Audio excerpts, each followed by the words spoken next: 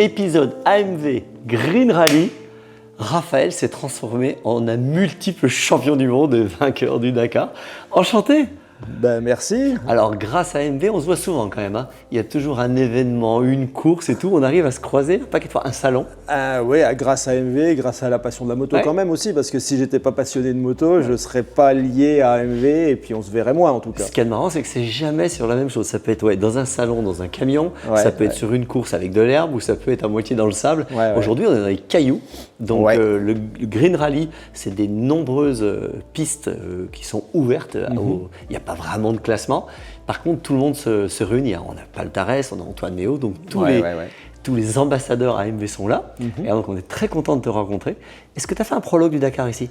Alors ici, c'est un lieu mythique du Dakar parce que dans le passé, il y avait pas mal de prologues du Dakar qui se sont passés ici. C'est-à-dire quand le Dakar partait de Paris et allait embarquer soit en Espagne ou soit à Sète pour partir en Afrique, au passage, il s'arrêtait à Château-Lastour et on avait des prologues. Donc j'en ai couru des prologues à la fois en moto, j'étais encore en moto, et j'en ai couru aussi en voiture. Donc on est souvent venu ici. Et en plus de ça, c'est un lieu en fait où il y a des pistes d'entraînement pour les concurrents des rallye raids. C'est-à-dire que toutes les voitures, tous les teams voitures ou même motos sont venus s'entraîner sur les pistes de Château-Lastour.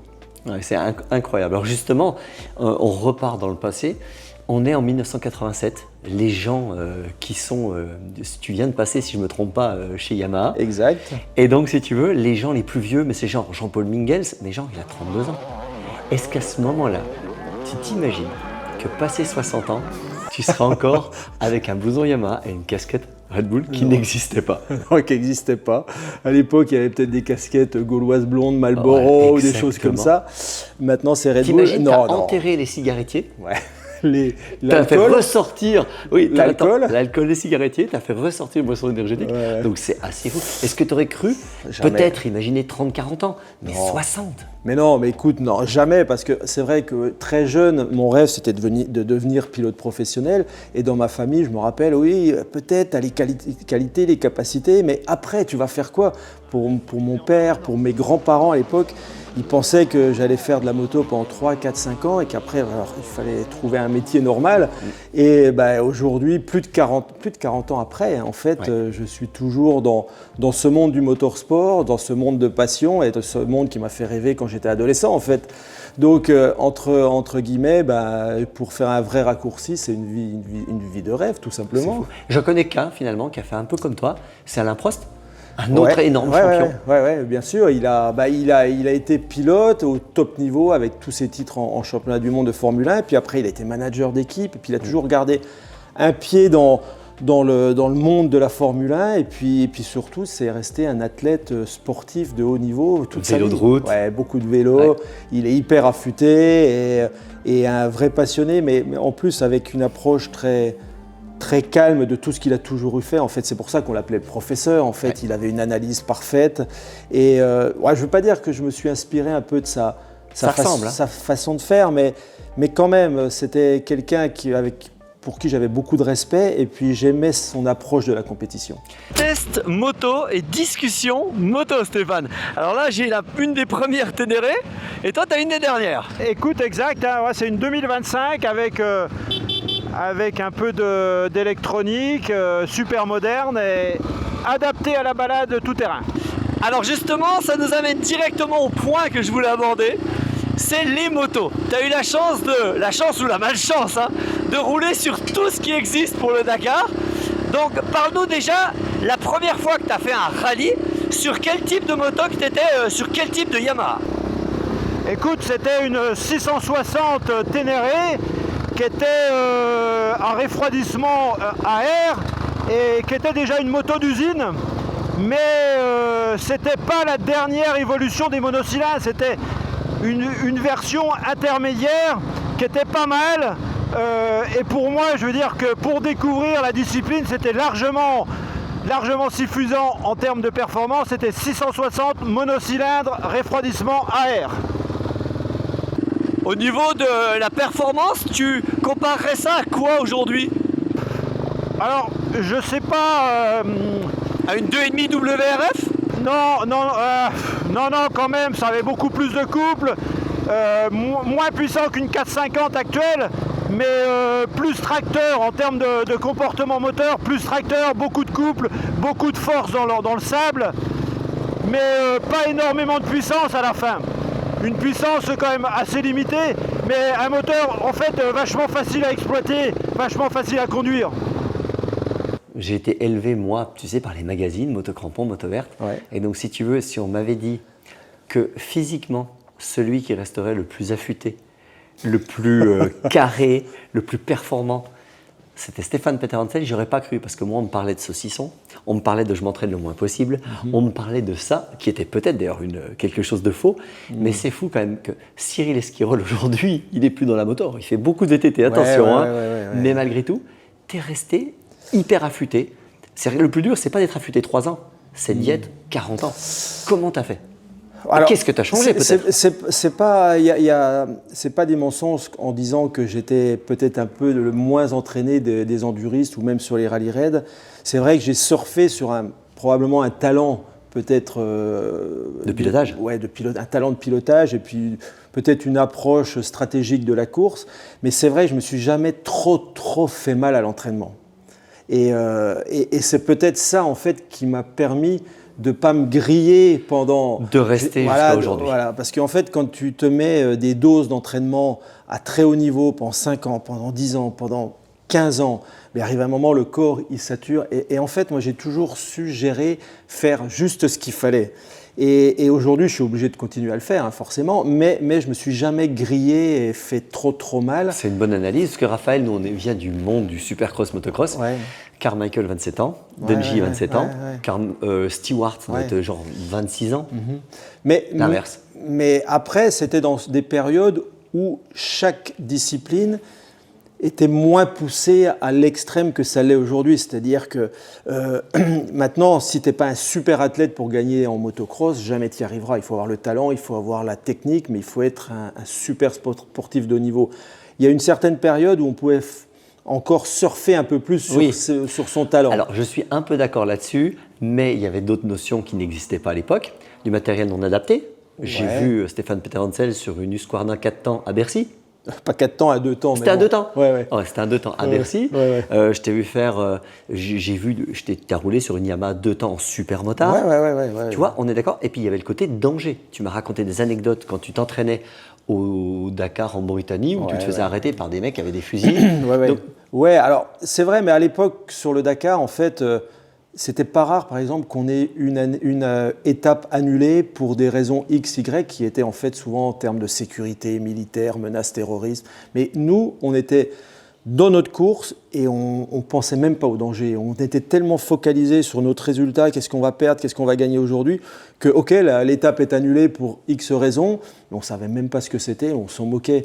Et donc tous ces dangers entre guillemets extérieurs, on était jeunes, peut-être un peu moins les pieds sur terre. Enfin, j'étais beaucoup plus jeune, et en fait, ça m'est passé un petit peu au-dessus de la tête, alors que je pense que quelquefois, c'était un peu borderline quand même. C'était un peu limite. Ouais, c'était vraiment un peu limite. Et alors, combien de temps vous avez mis avant d'arriver justement au monstre que tout le monde connaît, ce bicylindre à gauche, ce bicylindre énorme là, et ça s'est fait au bout de combien de temps? Alors non, mais juste, il y a eu un step intermédiaire, c'est-à-dire que la première moto avec laquelle j'ai roulé pour Yamaha, c'était un monocylindre 660 AR, mais dès le Dakar d'après, ça veut dire quelques mois après, on a eu une vraie moto d'usine qui était toujours un monocylindre, mais c'était un monocylindre 750 cm3, refroidissement par liquide, et là c'était même pas un moteur dérivé de la série, c'était vraiment un moteur d'usine avec 5 soupapes. Pour la première fois, Yamaha mettait 5 soupapes sur un moteur, et là on a eu une moto qui était quand même très performante. Ça c'était la moto pour le Dakar 88, donc vraiment sympa. La moto était capable de gagner le Dakar, sauf que cette année-là, les pilotes Yamaha ont fait tous des erreurs, notamment Franco Pico, qui aurait pu gagner avec cette moto. Il a fait une grosse erreur de navigation. Et en ce qui me concerne, j'étais pas prêt, c'était mon premier Dakar, j'avais pas d'expérience, j'ai fait plein d'erreurs. Mais bon, je garde quand même un très bon souvenir de ce monocylindre 750 liquide qui était une super moto. C'était un des plus gros monocylindres qui existait en fait. 750 en monocylindre, c'est énorme en cylindrée. Alors justement, avant de passer aux autres motos, est-ce que tu penses que si tu avais gardé celle-là en l'améliorant, est-ce que tu penses que tu aurais pu gagner tous ces Dakar après en gardant cette base? Oui, alors c'est justement ce que je pensais, c'est que cette moto elle était capable de gagner. C'est-à-dire que moi je suis arrivé un peu tard, j'avais pas l'expérience, mais si j'avais été à mon meilleur niveau avec cette moto-là, je pense que j'aurais pu gagner aussi avec le monocylindre, sans aucun problème. Et la cylindrée de la moto de course a progressé, on est passé de 750 à 800, et après, avec un moteur de 800, c'était un moteur de TDM, d'un modèle de série de chez Yamaha. Et après, la dernière évolution de la Ténéré, la Super Ténéré, ça a été avec un 850 cm3 qui était dérivé, de la moto, la Yamaha TRX 850. On a des potes qui rêvent d'aller au Dakar. Alors il y en a beaucoup qui ont réussi et il y en a beaucoup qui ont échoué. Des fois ça a été dramatique, des fois ça a été juste un petit peu heartbreaking, tu vois, un peu ça fait embêtant. mal, mais là notre pote, évidemment, c'est Hugo Blanjou. C'est le meilleur pilote d'enduro aujourd'hui, le meilleur pilote de cross-country. Il rêve justement d'aller au Dakar. J'aimerais que tu parles finalement au Stéphane Peter Hansel de 87 ou de 86, qui en rêvait sûrement déjà un petit peu. Qu'est-ce que tu dirais? Parce que j'imagine qu'il y a quand même un petit peu des qualités qu'on doit garder, même si les époques ont changé. En quelques mots, quels conseils? Qu'est-ce qu'il ne faut pas faire et qu'est-ce qu'il faut faire? Hugo, c'est parce qu'on a passé un peu de temps ensemble, hein, mais on n'a pas parlé trop de ça en fait. On a parlé plus d'enduro. Parce que je l'ai croisé en Corse, on a fait une journée de moto ensemble et tout ça. Écoute, déjà, c'est un pilote qui est pas super jeune. C'est-à-dire que quand tu attaques le Dakar très jeune, tu es super fougueux. Lui, je ne sais pas quel âge il a, mais... Non, il arrive à la trentaine. Voilà, donc il est déjà un peu plus posé. Donc déjà c'est une bonne chose. En plus c'est pas entre guillemets un crossman parce que pour le crossman il y a encore plus de risques d'aller faire le Dakar que pour un enduriste. L'enduriste il roule 8 heures, il roule avec encore beaucoup d'improvisation, donc il a toujours l'œil pas dans l'ornière qui est juste au prochain virage mais à 200 mètres ou à 100 mètres dans la forêt, donc il a une meilleure anticipation. Après, il faut y passer du temps en Afrique ou dans le désert. Ça veut dire qu'il faut aller faire des stages de pilotage, c'est pas du pilotage, mais des stages d'apprentissage au désert. Il faut aller au Maroc, faire des dunes, il faut faire de la navigation. Tu penses, avec le fait qu'il y avait un peu plus de budget, on va dire les marques plus impliquées à l'époque, tu penses que toi, entre le début où tu as roulé dans le désert et ta première victoire, tu penses que le nombre de journées, il était beaucoup plus important finalement que ce qu'on pense aujourd'hui? Parce qu'aujourd'hui, c'est vrai qu'ils passent leur temps à chercher des sponsors et ensuite ils arrivent Maroc, Dakar. Ouais, mais maintenant, en fait, moi, je me suis vraiment adapté assez vite aux courses africaines sans faire beaucoup d'entraînement. Mais je pense qu'aujourd'hui, le niveau a progressé et la densité de bons pilotes est beaucoup plus importante qu'à l'époque. À ton époque, c'était des duels, ce qui était sympa d'ailleurs. C'était plus des duels où 3-4 capables de gagner. Aujourd'hui, ils sont 10-12 capables de gagner le Dakar. Donc, il faut vraiment, si tu veux jouer devant, il faut être super affûté et il faut y passer du temps en navigation. Mais bon, pour Hugo, je dirais, il faut forcément, le début, c'est trouver des budgets et puis après, avoir les budgets pour faire des courses de préparation. Le rallye du Maroc ou même d'autres courses comme il y a en Arabie Saoudite, des petites barras sur 2 jours, le rallye de Dubaï. Il y a plein de petits rallyes qu'il faut faire parce que l'exercice de lire le roadbook et d'aller vite, c'est super compliqué. Donc en fait, tu reviens toi directement, bam, on te remet à 25 ans. Ce que tu ferais, c'est plein de petites courses qui coûtent pas très très cher, du sable, de la caillasse, de la navigation, beaucoup de navigation. Et une fois que tu es prêt, seulement tu viens te mettre au Dakar. Ça te permettrait d'économiser de l'argent. Ouais. Parce que le Dakar, c'est sûr, c'est ce qui fait rêver. C'est le top de la course des rallye raids. Hein. Il y a aucun sujet là-dessus, c'est la course qu'il faut faire, c'est la course qu'il faut gagner, mais c'est quand même la course la plus compliquée.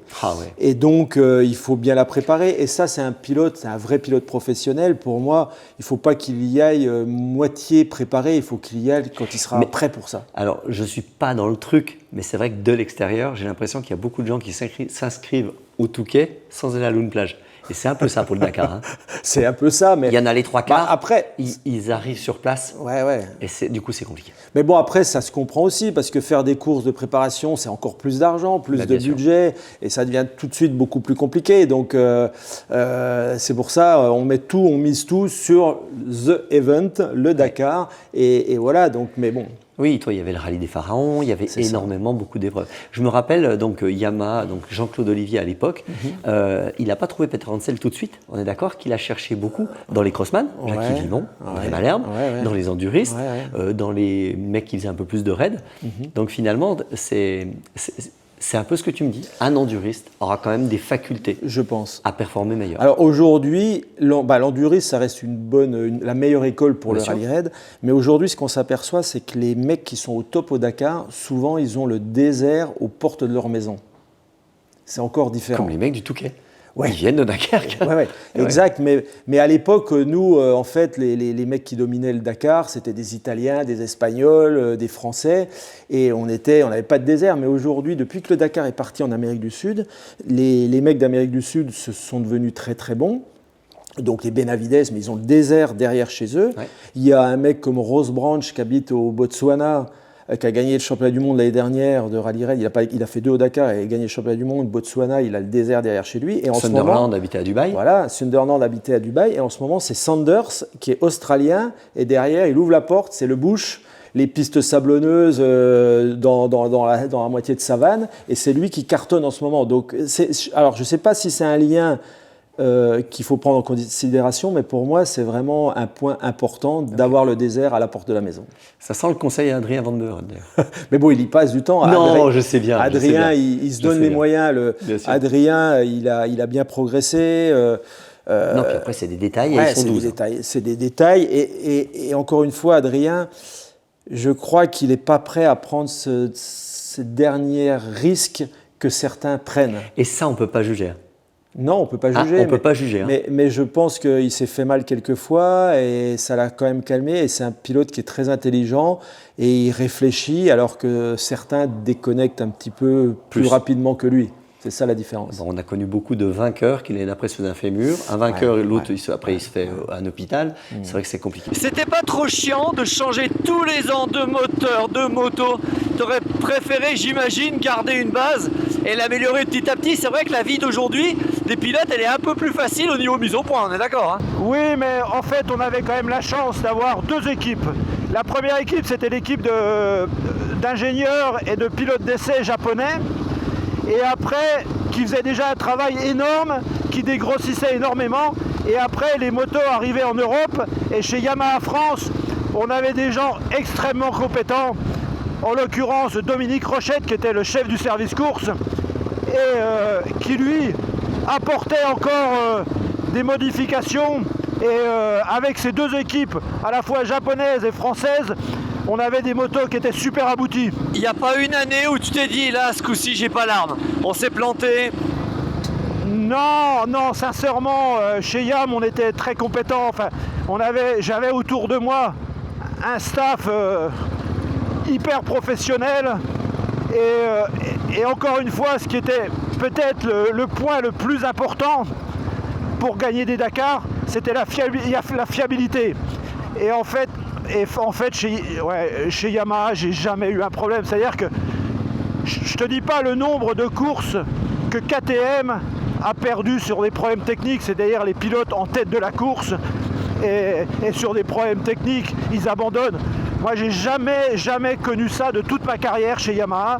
J'ai jamais perdu une course sur un problème technique. J'ai fait des erreurs, je suis tombé en panne d'essence, mais un problème technique, ça m'est jamais arrivé. Les motos, elles étaient béton, et en plus de ça, derrière nous, on avait un staff de mécanos, d'ingénieurs qui, en fait, tous les matins, on repartait avec une moto révisée et comme neuve. Donc fiabilité plus maintenance, c'était indestructible. J'aimerais revenir sur ce Dakar d'aujourd'hui. Imaginons que tu reviennes une fois de plus à 25 ans. Qu'est-ce que tu adorerais par rapport à ton époque et qu'est-ce que tu détesterais aujourd'hui? Alors déjà, pour répondre à ça, plein de fois je me suis dit, j'aimerais pas être motard aujourd'hui. Mais c'est une bonne. Déjà ça, parce que justement, parce qu'à l'époque, j'avais l'impression moi, de maîtriser à peu près le sujet. Et là, je vois comme ça roule à la limite. Et on sait qu'à tout moment, ça peut monter en l'air, ça peut mal se passer pour les. Donc déjà, première réflexion, j'aimerais pas être motard aujourd'hui pour me bagarrer pour la victoire. Ça serait prendre trop de risques. Après, ce qui me plaît sur les Dakar aujourd'hui, ce que j'aimerais en tant que motard, c'est par exemple, première chose claire, plus de roadbook la veille de la course. Ça, t'aurais adoré à ton époque. Ouais, parce que on a passé des nuits à les préparer, à ne pas dormir parce qu'on voulait bien préparer ça. Et à la fin, ça servait de temps en temps, mais pas souvent. Et aujourd'hui, le roadbook, en fait, tu le découvres le matin. Donc, pas de travail la veille. Donc, tu peux avoir une nuit correcte pour attaquer le lendemain. Et surtout, ça te donne plus à analyser rapidement et à anticiper. C'est-à-dire que c'est vraiment instinctif. La navigation, elle devient instinctive. Elle ne devient pas préparée ou calculée. Tu prêches à convaincu. Moi, l'enduro, j'aimerais qu'il soit comme ça. Ouais. J'aimerais qu'il n'y ait pas de reco. Ouais, c'est. Alors, sur un trèfle, t'as raison. AMV nous avait invités sur un trèfle et il y avait eu une spéciale secrète. Ouais. Le résultat, je te le dis, c'était Germain Frétinier. Il n'y avait eu aucune surprise. Ouais. Et donc je me dis, pourquoi perdre finalement 4 jours? T'as raison, mais après ça fait partie de l'histoire de l'enduro. Mais t'as raison, parce que cette année j'ai fait le trèfle, ça faisait 10 ans que je ne l'avais pas fait. J'ai repéré les 2 premières journées, un peu vite faites, mais je les ai repérées, toutes les spéciales. Et la dernière journée, je ne l'ai pas repérée, et c'est là que j'ai fait le meilleur résultat. T'es sérieux? Ouais. Donc en fait, pour te dire que de rouler à l'instinct, ça a été pas si mal en fait. Donc ça, alors pour revenir au Dakar, les trucs que j'adorais aujourd'hui, c'est de ne plus avoir le roadbook. Et puis après, l'Arabie Saoudite, on a des paysages qui sont quand même magnifiques. C'est vraiment des paysages de désert, très ouverts, des dunes. On n'est pas très loin, d'ailleurs c'est frontalier avec la Jordanie. Je ne sais pas si tu connais un peu ces temples de Petra. Non, pas du tout. Qui sont des temples taillés dans des blocs rocheux, dans la montagne, falaise, voilà. Avec des portes. Voilà, on passe dans des endroits, dans des canyons. Mais vous passez là? Non, mais ça ressemble. Ça ressemble. Tout ça pour dire que les paysages en Arabie Saoudite sont magnifiques et rouler en moto à fond, plus de 150 km/h dans des paysages magnifiques, ça c'était ce que j'aimais, c'est ce qui me faisait vraiment plaisir. Donc ça me manque un petit peu aussi. Et puis après, ce qui ne me manque pas, c'est ce que je trouve un petit peu, qui était beaucoup mieux avant, c'était vraiment des bivouacs authentiques. C'est-à-dire on avait des tentes berbères, on se retrouvait tous les pilotes sous la tente, à passer une soirée ensemble après avoir fait le roadbook. Maintenant, chacun est dans son camping-car. Et donc ça, c'est un petit peu dommage. Mais il y a quand même des points positifs sur les nouveaux Dakar. Oui, puis vous êtes assez ouvert. Adrien, par exemple, il est super cool. Hugo aussi. Ouais. Toi aussi. Donc vous avez quand même le temps. Heureusement que vous êtes des hommes en plus des pilotes. C'est pas le cas en motocross, ça s'ouvre. Hein. C'est des pilotes qui veulent absolument rester focus. Donc cette ambiance donne envie. Mais encore une fois, c'est ce qui m'a toujours un petit peu gêné, moi, entre les courses en paquet, que ça soit voiture, ou les courses où tu te bats seul contre le chronomètre. On va revenir toujours au même truc. Hein.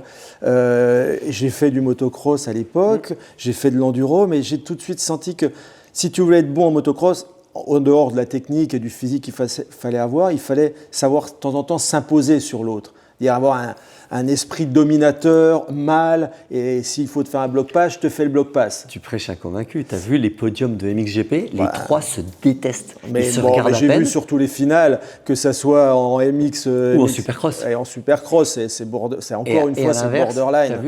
À l'inverse, tu as vu les arrivées de descente mondiale en VTT. En VTT, les mecs se prennent dans les bras. Voilà. Donc voilà, quand tu te bats physiquement contre un autre pour être devant lui.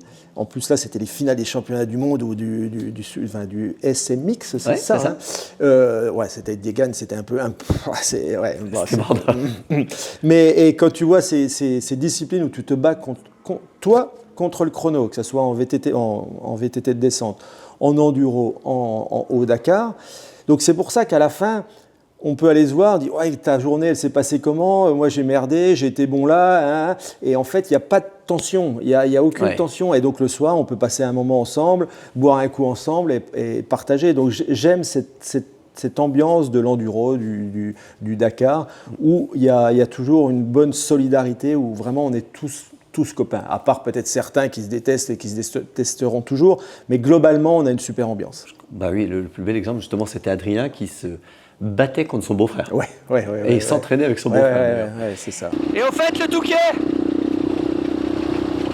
tu vas reprendre la même moto? On n'a pas parlé encore avec les mécanos. Je ne sais pas si au niveau des années, ça s'est ouvert en termes d'années. Alors toi, tu peux cette année, maintenant, tu peux prendre une 400 YZF, bien sûr. Donc c'est ça la question. Ouais, mais ça se traîne un peu, hein, quand même. C'est quand même pas puissant, hein, une YZF, hein, une 400. Hein. Ah ouais, tu penses? Oh bah non, j'en suis sûr. La 426, non? La 426, ouais, mais alors là, par contre, le démarrage et tout, non, franchement, une 2,5 YZ, c'est plus simple. Est-ce que tu avais eu des problèmes de mal de bras l'année dernière? Pas trop, j'ai pas eu trop mal au bras, non. Par rapport à la voiture, donc tu as connu les moteurs qui craquent, tu as connu de l'hybride, tu as connu du full électrique avec Audi. Exact, Et donc, du coup, à ton avis, est-ce que ça va arriver en moto? Pas du tout, ou alors dans très longtemps? Je veux ton avis là-dessus. Écoute, je suis partagé parce que... Sans dire si c'est bien ou pas. Ouais. Est-ce que tu vois les marques justement se servir de l'auto et aller un peu dans le même sens, ou alors c'est pas la peine? Alors, dans l'auto, on est quand même beaucoup plus avancé sur la régénération au freinage, recharge de batterie au freinage, un freinage, par exemple, en voiture, qui est uniquement sur le moteur électrique, il est quasiment transparent par rapport à un freinage normal hydraulique avec des disques. C'est-à-dire que nous, sur l'Audi, par exemple, du Dakar, on freinait à 98% avec les moteurs électriques qui s'inversaient. Mais à la pédale, au feeling, c'est comme si on avait eu des disques avec des étriers et tout ça. Donc, et en plus, ça recharge les batteries. Bien sûr. Enfin, tout ça pour dire que bon, j'ai essayé la Star quand même. Mais bon, sincèrement, moi, je suis vraiment super vieille génération, ça tu le sais forcément, et ça ne m'excite pas plus que ça quand même de rouler avec une moto électrique. Okay. Si je le fais, ça serait plus pour des contraintes écologiques, de bruit, d'environnement, mais pas... Mais c'est des bonnes raisons, hein. Oui, ça il faut, sans aucun doute, mais ça ne serait pas pour le plaisir pur de rouler avec un moteur électrique qui à mon avis va encore s'améliorer en termes d'utilisation, de cartographie, de douceur. En fait, avec un moteur électrique, tu dessines sur un papier la courbe de puissance que tu veux, pleine à bas régime, et puis qui progressivement va jusqu'au top, tu la dessines, et l'ingénieur, il te la fait. Donc ça, la courbe de puissance que tu veux, tu peux l'avoir. Mais malgré tout, c'est pas vivant comme un moteur thermique, que ce soit un 4 temps ou un 2 temps. Je trouve que ça te donne plus de sensations, de passer des rapports, c'est quand même sympa. Et pour moi, ça ne m'excite pas trop, sincèrement. Mais tu penses que ça n'apportera rien à la moto? Après, il n'y aura pas de l'hybride qui va permettre justement... Non, hybride, j'y crois pas. Parce que les Formule 1, on est d'accord que si tu leur enlèves l'électrique, c'est plus les mêmes temps qu'en eau. Hein. Oui, ils ont eu une recharge des batteries qui fait qu'ils ont une puissance supplémentaire à certains moments. Exact. Mais bon, ça, tu pourrais l'avoir avec un moteur thermique, il n'y a pas de souci. Après, dans la pratique que je fais, c'est souvent des heures et des heures et des heures de moto. Et donc là, ça va pas. Et là, ça colle pas par rapport à la pratique personnellement que je fais, quoi. De partir rouler 5 heures en enduro, t'oublies. De faire le Touquet dans du sable mou au-delà de 15 minutes, je crois que la batterie elle est vide, hein, dans du sable très mou. On a fait 20. 20, pas mal. Et il manque 2h40. Non, enfin bon, pareil, avec un moteur thermique, il est obligé de remettre un peu d'essence dans le réservoir. Mais écoute, à voir si ça va être l'avenir de l'avenir. Mais je trouve quand même un moteur qui craque. Oui. On en reparlera de ce 250 YZ Pro Circuit pour faire le trèfle lozérien ça n'a rien à voir. Ça, on en reparlera. Trèfle lozérien, donc tu es venu cette année, donc on a commencé. Enfin, je trouve que ton palmarès a commencé un petit peu par gagner cette épreuve un peu mythique. Et aujourd'hui, tu y es toujours et tu viens avec des motos vintage d'ailleurs. mais toujours avec l'équipe AMV. Donc, est-ce que tu penses le faire encore longtemps? Écoute, j'avais fait un break je crois, de 10 ans sans le faire. Mais par contre, juste pour revenir sur le trèfle, c'est vraiment une course qui correspondait parfaitement à mes qualités. Si je l'ai gagné 9 fois, c'est pas par hasard. En fait, chaque spécial, tu les fais qu'une fois. Ce qui veut dire que tu ne l'apprends pas, tu n'as pas le temps de te caler. Donc c'est vraiment de l'improvisation. Et c'est encore pour revenir à ça, j'étais entre guillemets un peu le maître de l'improvisation, surtout sur les spéciales glissantes et en herbe. Donc c'est vraiment une course qui correspondait parfaitement à mes capacités, mes qualités. Et là, on y est retourné 10 ans après. En fait, mon fils qui a 35 ans.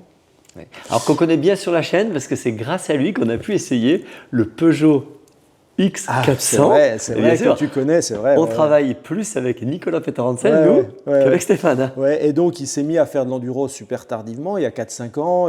Il est revenu se poser un peu dans la région d'où on est originaire, à côté de Vesoul. Vous êtes allé aux US? Voilà, on a été faire un raid avec des Ténéré 700 aux US. Et puis, depuis qu'il est reposé un peu plus calme, il a eu envie de rouler un petit peu en enduro, donc voilà, une petite 2,5 WRF, Yamaha, et puis cette année, il me dit « Papa, on fait le trèfle. » Alors je dis « Écoute, c'est quand même assez exceptionnel de pouvoir rouler avec son gamin. » Et donc, on s'est organisé, et puis moi, je ne savais pas avec quoi rouler, j'ai des motos modernes, 4 temps, 2 temps, et puis en fait, je venais juste récupérer une moto qui avait gagné le trèfle en 95, que j'avais vendue à l'époque à un Mandois. Et du coup, ça fait 30 ans? Elle avait 30 ans. Elle avait 30 ans pile poil et je venais juste la récupérer et de la faire restaurer par Christophe Broyer.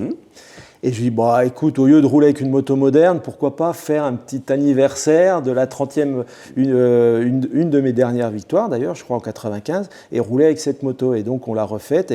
Et en fait, au début, j'étais perdu parce que c'est de la bombe atomique. Pour te dire, cette 2,5 de 95, à l'époque, je roulais avec un kit Pro Circuit, c'est-à-dire pas uniquement un échappement, mais le cylindre, la culasse Pro Circuit de Supercross que Xavier Audouard me faisait avoir à l'époque des US. Et en fait, je roulais avec ça pour avoir du fun. C'est-à-dire, dans les chemins, je voyais une racine, un petit coup de gaz, bah, je sautais d'une racine à l'autre. Et comme je dominais le championnat de France assez facilement, je me faisais ce petit plaisir de rouler avec une moto extrême, même si ce n'était pas la plus efficace en enduro. Il y a un truc qui a croisé justement dans ta carrière, c'est des gens qui ont débuté leur business, mais en allant sur le terrain. Jean-Claude Olivier, Franck Alla. C'est incroyable. Est-ce que tu en connais d'autres? Est-ce que j'ai loupé d'autres, on va dire, pas mécènes, entrepreneurs justement comme ça? Est-ce que c'était propre aux années 70 ou est-ce que ça existe un peu toujours?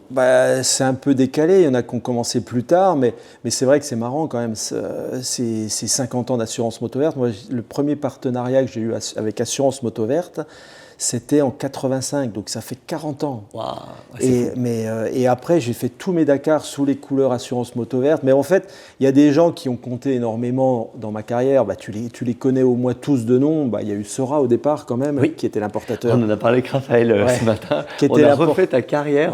Sora qui était assez folle.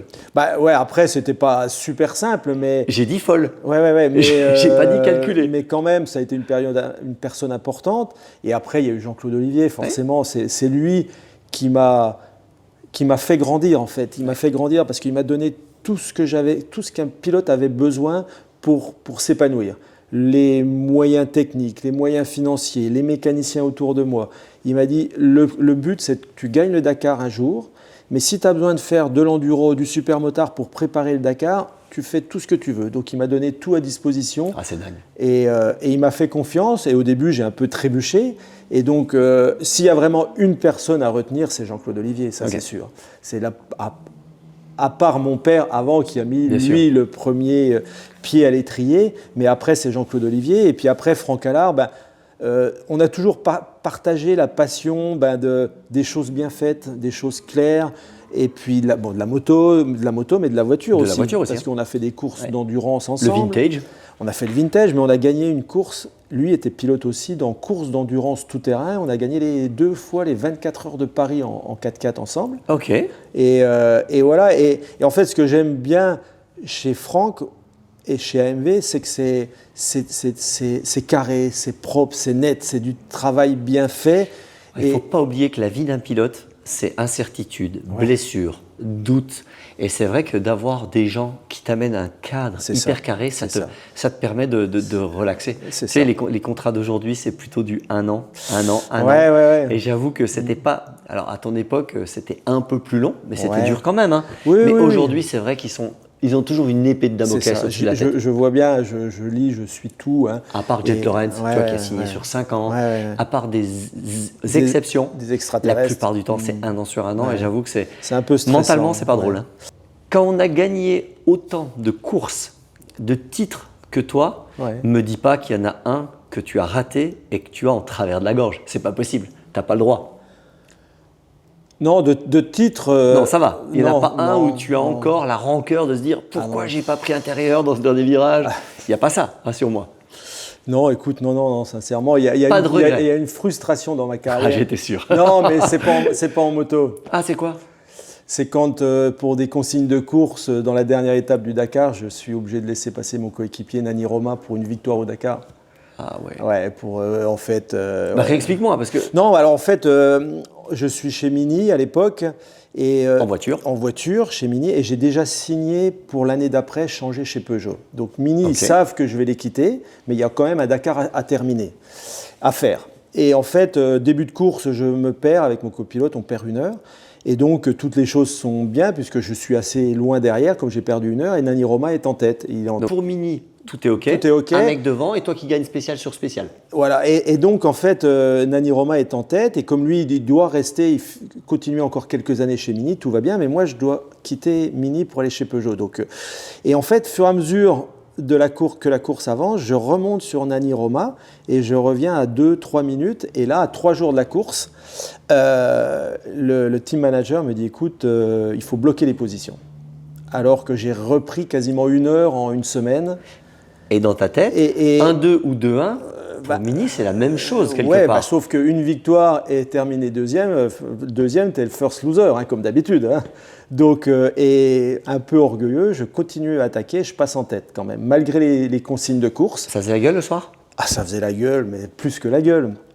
Et en fait, je passe en tête. Et puis, en fait, le dernier jour, je dis non, tu ne peux pas faire ça. Tu as signé un contrat avec des consignes de course. Le dernier jour, à 20 km de l'arrivée. Dans ton contrat, c'est marqué? C'est marqué, consigne de course. Dans le cas, ouais, tu dois respecter. C'est le team manager qui décidera. Tu dois respecter. Dans tous les contrats. Ah, je ne savais pas. Dans tous les contrats, tu as des consignes de course. Pas MX, je peux te le dire. Donc, je suis en tête du Dakar. Donc, c'est une victoire au Dakar. Ce qui, bon, moi, j'en ai 13, 14.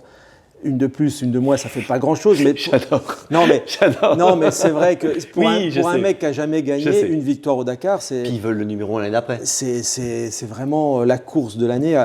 Et donc, après avoir fait 10 000 km de course, à 10 ou 15 km de la ligne d'arrivée, je me gare et je laisse passer Nani, qui est un copain. Hein, c'est pas, j'ai jamais eu de... Non, tu n'en as pas voulu à lui. Ah, pas du tout, c'était au team manager, c'était au management de chez Mini à l'époque. Et donc je me suis garé, j'ai laissé gagner Nani et Roma, qui lui a pris la victoire, parce que c'est une victoire, mais qui n'était pas super à l'aise non plus. Comment t'as fait avec les journalistes Mais j'avais balancé en fait que les journalistes, un jour avant la course, ils m'avaient dit, écoutez, alors t'es content, tu vas gagner. Je dis non, mais les carottes sont cuites, j'ai des consignes de course, il va falloir que je redonne. J'avais prévenu. T'as mis tout. J'avais prévenu, d'ailleurs, ça avait fait un pataquès à l'intérieur. Sportif. Chez Mini, parce que c'était le management de Mini avait trouvé que le directeur de ça avait été super mal géré.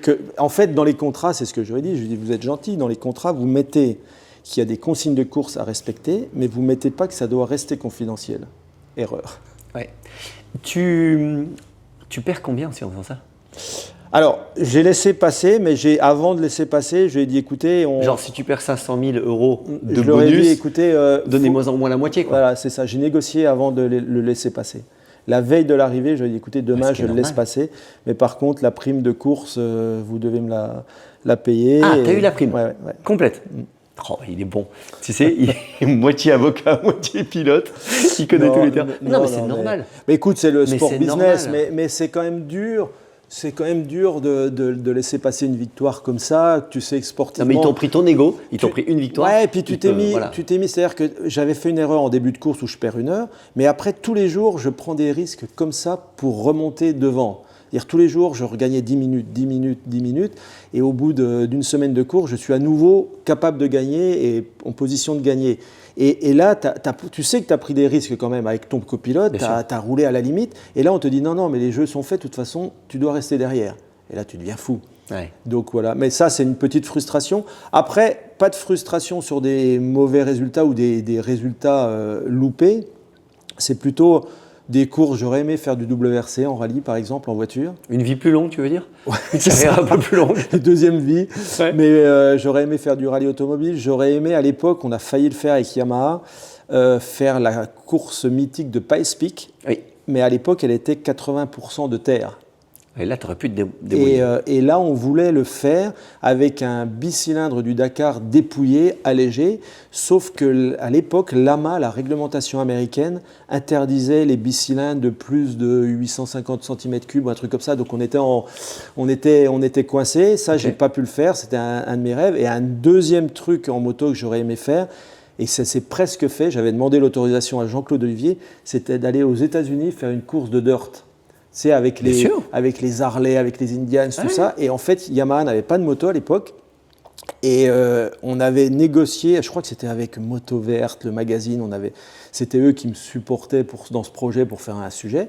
Et on avait une moto d'usine Harley qui était prêtée pour moi pour faire la course de dirt. On avait tout qui était calé. Jean-Claude Olivier qui avait accepté de me libérer pour un événement. Ça, c'est fou. Et en fait, on a eu un problème personnel de famille à cette époque-là. C'était en 92 et ça a été annulé au dernier moment. Donc ça, c'était une petite frustration. Mais bon, pas de titre loupé, comme tu disais, dans le dernier virage de la dernière spéciale, ça jamais. Dernière chose, on n'aurait jamais cru. Bon, alors, dernière chose, aller jusqu'à 40, franchement, avec ton intelligence, le fait que tu aies très peu de blessures, on y croyait. 60, c'était impossible. Mais en fait, c'est sûr.